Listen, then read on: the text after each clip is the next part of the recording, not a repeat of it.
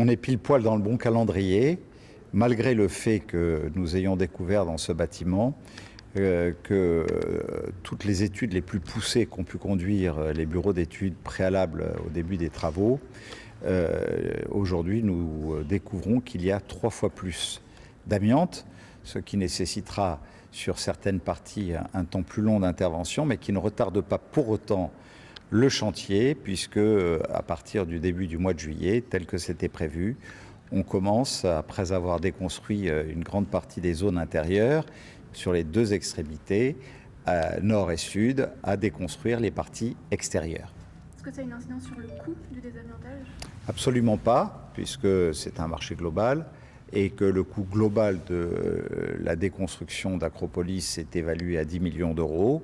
et que ce sera la facture finale, quels que soient les aléas, puisque naturellement toutes les assurances avaient été prises avec les bureaux de contrôle et avec les groupements d'entreprises auxquels nous avons fait appel. Cette découverte, j'imagine, ça vous conforte dans l'idée qu'il fallait détruire l'Acropolis ? On sait que depuis 1997, où la construction de tout bâtiment, nous savons depuis 1997 que tout bâtiment qui contient de l'amiante est interdit par la loi française, parce qu'on a compris à cette période-là les dangers que ça pouvait procurer en matière de santé publique. Et naturellement, pour ce bâtiment qui a été livré en 1984, à une époque où on n'avait pas toutes ces données, eh bien, il était temps, effectivement, en découvrant qu'il y a encore plus d'amiante que ce que nous révélaient les études préliminaires, là où nous voulons répondre à la fois à une réponse économique, une réponse sociale, une réponse environnementale et une réponse sanitaire, c'était encore plus une exigence que celle à laquelle nous pensions au départ en matière sanitaire, que ce soit avec ce que ça représente comme émission de polluants et notamment de CO2, 17 000 tonnes par an, ou que ce soit par le contenu des volumes d'amiante que l'on trouve aujourd'hui dans ce bâtiment. Et là, l'amiante était en train de se détériorer dans ce bâtiment. Bon, il n'y avait pas encore d'effritement, mais nous étions, on le voit bien, d'après les rapports qui m'ont été remis, sur quelques mois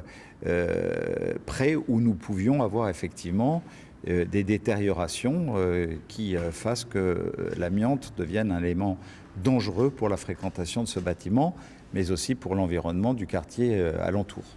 Est-ce que vous pouvez juste nous rappeler le calendrier de l'histoire ? Parce que nous, on est dedans, on voit ce qui se passe. Eh bien, nous avons initié les gros travaux de désamiantage au début du mois de mai. Ils se poursuivront jusqu'à la fin de l'année. Déjà, de premières parties telles que celle dans laquelle nous nous trouvons sont totalement désamiantées, voire déconstruites pour un certain nombre d'éléments qui touchent aux câbles, qui touchent à l'électrification, qui touchent aux parties métalliques, qui touchent aux moquettes, qui touchent aux toiles, qui touchent aux infrastructures d'accueil. Et puis, à partir de début juillet, nous attaquons par les 2 extrémités la déconstruction extérieure du bâtiment qui doit nous permettre, dans le courant du 2e semestre 2024, d'avoir achevé totalement la déconstruction d'Acropolis et à ce moment-là, de pouvoir veiller à l'étanchéité des voûtes du paillon et ensuite à végétaliser et à faire en sorte que les architectes paysagistes puissent commencer leur travail pour livrer dans le 2e semestre 2025 le grand parc urbain de 8 hectares. Super. Tous les matériaux qui nous entourent là sont recyclés. Non, mais nous avons un pourcentage très conséquent, c'est-à-dire que ce n'est pas 100% de déconstruction qui partent